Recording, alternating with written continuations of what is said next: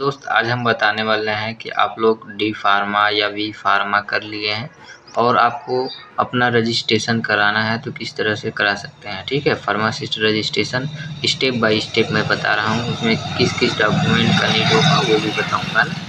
तो मैं पूरा फॉर्म फिलअप करके नहीं दिखाऊंगा, बस दिखाऊंगा स्टेप वाइज कौन से वेबसाइट आप ओपन करेंगे तो फॉर्म फिलअप करने के लिए आ जाएगा, क्या क्या चीज़ अपलोड करना पड़ेगा, ये सब डॉक्यूमेंट बताऊंगा बस। ठीक है, पूरा फॉर्म भर के बताने वाला नहीं हूँ क्योंकि इसमें बहुत ज़्यादा टाइम लग जाएगा। तो ध्यान से देखिएगा। सबसे पहले क्या करना है आप लोगों को, पहले आप लोगों को अपने क्रोम को ओपन कर लेना है। ठीक है, तो ये देखिए क्रोम हम लोगों का यहाँ पे है, क्रोम ओपन कर लिया हम लोग ना।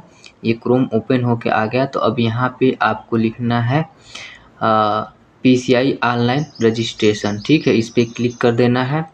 अब इसके बाद जो सबसे ऊपर वाला यहाँ पे खुला है UPPP.in। ठीक है, तो इस पे लॉगिन वाले ऑप्शन पे क्लिक कर देना है। ठीक, लॉगिन वाले ऑप्शन पे जब क्लिक करेंगे तो इस तरह का आइकन खुल के आएगा। तो अब देखिए इस तरह का आइकन जो खुल के आ रहा है तो इस तरह से आपको पूरा देगा कि इसका क्या क्या चीज़ इसमें आई हैं, क्या क्या अपडेट आया हुआ है, नए नए क्या चीज़ आप कर सकते हैं।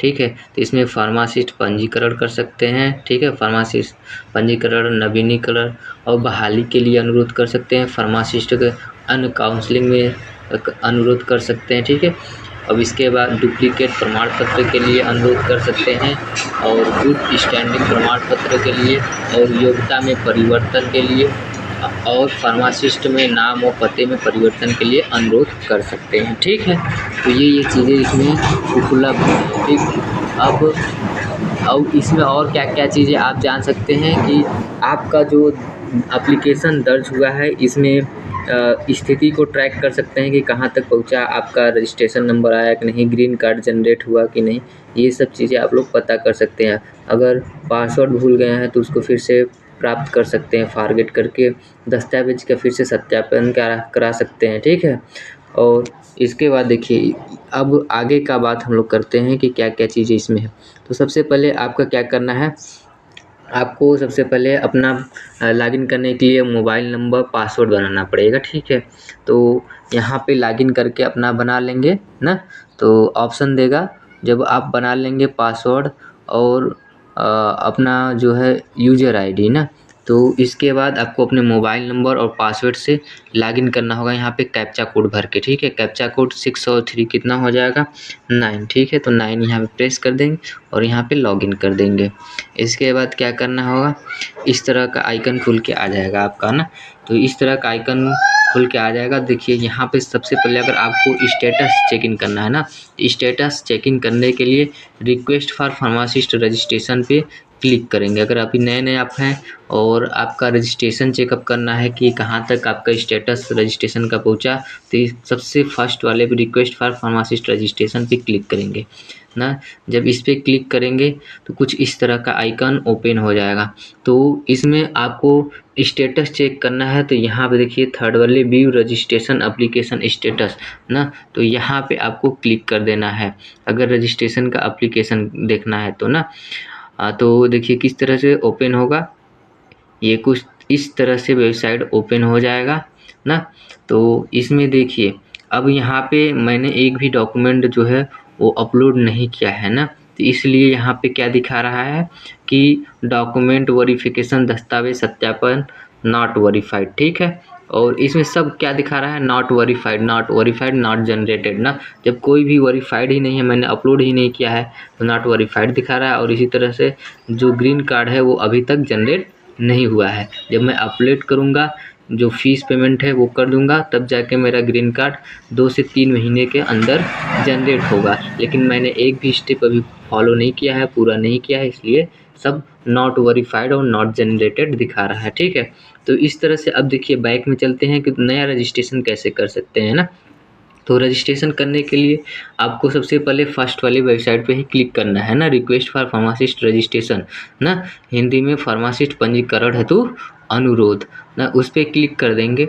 जब इस पर क्लिक करेंगे तो इस तरह से आइकन खुल के आएगा। यहाँ पे देखिए लिख रहा है apply for registration of pharmacist, pharmacist के रजिस्ट्रेशन के लिए अप्लाई करने के लिए ना, तो हम लोग को यही करना है, फार्मासिस्ट के रजिस्ट्रेशन के लिए ही अप्लाई करना है जिनका रजिस्ट्रेशन नहीं हुआ है ना।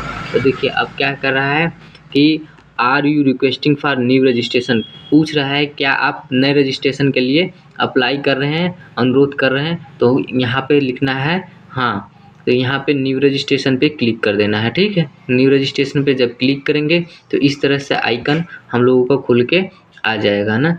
इसके बाद क्या करना है, आपको पूरा भी अपना जो है वो डाटा इसमें फिलअप करना होगा ना।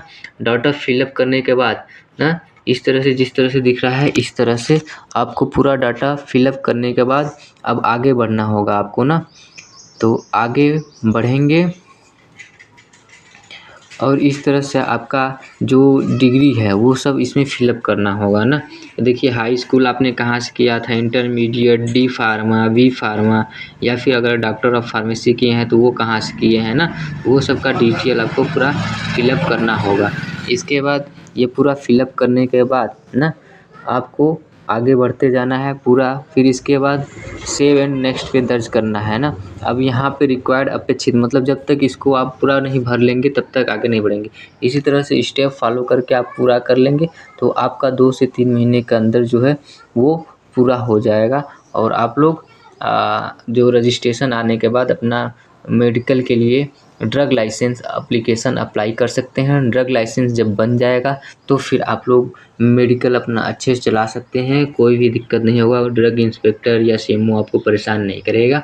ठीक है, तो इस तरह से स्टेप है, आप फॉलो कर लेंगे तो आपका देखिए ये सब रजिस्ट्रेशन कब होगा इसके बारे में हम लोग बात। तो आप लोगों को ये सब स्टेप फॉलो करने के बाद ना क्या करना होगा, अपने जो मेडिकल है ना, जब आप बनवाएंगे अपने मेडिकल को, तो मेडिकल का मतलब अपने जो दवा जिस घर में रखेंगे, जिस रूम में दवा रखेंगे उस रूम को ना दिखाना होगा कि हमारा यहाँ अभी इसका रैक बन रहा है, काउंटर बन रहा है। ये सब चीज़ें दिखाना पड़ेगा 2 बार 3 बार। ड्रग इंस्पेक्टर आएगा चेक इन के लिए कि जो रैक है, काउंटर है, ये सही बना है कि नहीं बना है। उसमें क्या रहता है कि आपका जो रैक या काउंटर है वो कलर होना चाहिए। ठीक है, कलर ऐसा होना चाहिए कि अगर कोई भी गंदगी आए तो वो अपने से झड़ जाए, चला जाए। ठीक है, मतलब ये नहीं होना चाहिए कि इसमें गंदा आया तो डस्ट साफ़ ही ना हो पाए, ऐसा नहीं रहना चाहिए। एकदम साफ़ रहना चाहिए ना, क्लीन टाइप का रहना चाहिए और देखने में थोड़ा अच्छा लगे, लुक भी अच्छा लगे। और जो अगर आप कलर नहीं कराते हैं तो उस पर क्या लगना चाहिए, जो मार्बल लगना चाहिए। ठीक है, क्या लगना चाहिए, मार्बल लगना चाहिए, जो लकड़ी वाला प्लाई का नहीं होता है। ये इस तरह से जो दिख रहा है, जो इस तरह से दिख रहा है ना, इस तरह से होना चाहिए। नहीं तो आपका ये जो रैक दिख रहा है इस तरह से कलर पेंट होना चाहिए। ठीक है, तभी जाके वैलिड हो। कर रहे हैं हम लोग डॉक्यूमेंट क्या क्या लगने वाले हैं। तो डॉक्यूमेंट में आपका लगेगा आधार कार्ड लगेगा, और इसके बाद आपका जो डिग्री है वो लगेगा, उसका सर्टिफिकेट लगेगा, और आपका निवास प्रमाण पत्र लगेगा, 2 एफिडेविट लगेगा, एक हिंदी में रहेगा, एक इंग्लिश में रहेगा। ठीक है, उसमें ये लिखा रहेगा कि मैंने इस कॉलेज से दिनांक कितने से इतने तक ट्रेनिंग किया, हॉस्पिटल ट्रेनिंग किया। ठीक है, और इंडस्ट्रियल ट्रेनिंग किया, अगर इंडस्ट्री में ट्रेनिंग किए हैं तो आपको, अगर बी फार्म वाले हैं तो इंडस्ट्रियल ट्रेनिंग भी दिखाना पड़ेगा कि इतने से इतने दिन तक हमने इंडस्ट्रियल ट्रेनिंग और इतने से इतने दिन तक हमने हॉस्पिटल ट्रेनिंग, ये सब लिखा रहेगा। और उसमें लिखा रहेगा कि मैं कोई भी इसमें बात छिपा नहीं रहा हूँ और कोई भी बात बढ़ा चढ़ा नहीं रहा हूँ।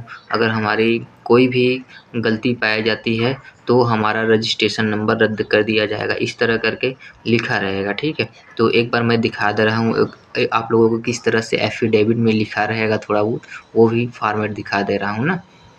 जो देख सकते हैं आप लोगों का शपथ पत्र कुछ इस तरह से रहेगा। ठीक है, शपथ पत्र में शपथकर्ता का नाम रहेगा, उसके पिता का नाम, निवासी कहाँ का है। ठीक है, और जो जो बयान करता है कितने कितने वर्ष का, कितने दिनांक तक उन्होंने ट्रेनिंग किया है, ये सब पूरा जानकारी रहेगा और लिखा रहेगा कि कोई भी इसमें चीज़ छिपाया नहीं जा रहा है। ठीक है, अगर गलती पाया जाएगा उसका तो पंजीकरण उसका रद्द कर दिया जाएगा। ठीक है, तो इस तरह से आप देख सकते हैं क्या लिखा है, यद कि यदि मेरे द्वारा प्रस्तुत प्रमाण पत्रों में किसी प्रकार की संदिग्धता संज्ञान में आने की स्थिति में तत्कालिक प्रभाव से मेरा पंजीयन स्वतः निरस्त माना जाएगा तथा किसी भी प्रकार की विधिक कार्यवाही के लिए कासिल पूर्ण रूप से स्वतंत्र होगी, जिसके लिए मैं स्वयं उत्तरदायी हूँगा। ठीक है, मेरे द्वारा किसी अन्य राज्य की फार्मेसी पंजीकरण नहीं करवाया गया है, इस तरह से लिखा रहेगा। और आपका लास्ट में शपथकर्ता के हस्ताक्षर, मतलब आपका हस्ताक्षर रहेगा ना, और 2 जगह पे आपका हस्ताक्षर मिल रहेंगे इसमें, और ये इस तरह से फॉर्मेट रहेगा, ये भी आप लोगों को लगाना पड़ेगा और तहसील से नोटरी भी कराना पड़ेगा, ठीक है, एफिडेविट बनवा के, है ना। तो इस तरह से फॉर्मेट आपको दिखा रहा हूँ तहसील से किस तरह से बनेगा। अब एफिडेविट कितने रुपए का बनवाए हम लोग, तो एफिडेविट कम से कम 50 रुपये का बनवाइएगा। तो जो दिख रहा है इसी टाइप में एफिडेविट मिलेगा, आपको तहसील से बनवाना पड़ेगा ना। तो किसी भी वकील से आप बनवा सकते हैं, या फिर वो जो उसमें नोटरी करने वाले बैठे रहते हैं वही सब वकील से पोस्ट लगवा के किसी भी तरह से बनवा देते हैं।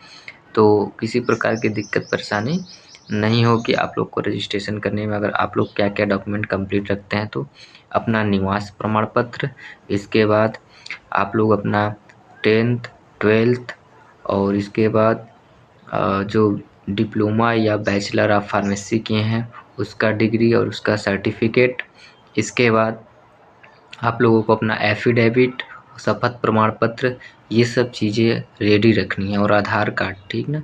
तो और आपको 2-3 फ़ोटो, लगभग एक भी फ़ोटो रहेगा तो भी काम चल जाएगा। तो इतनी चीज़ें आप लोग अपनी कंप्लीट रखते हैं तो आपको किसी भी तरह का दिक्कत परेशानी नहीं होगा। और लास्ट बात कि इसमें पेमेंट कितनी मांगेगा ना, तो पेमेंट आपका टोटल मिला के 1887 रुपये का आसपास पेमेंट जो है वो टोटल जीएसटी चार्ज जोड़कर कटने वाले हैं ना। तो टोटल मान के चलिए 2000 रुपये आपका रजिस्ट्रेशन कराने में लग जाएगा। तो आप लोग 2000 रुपये का व्यवस्था लेके चलेंगे तो इतने डॉक्यूमेंट रखने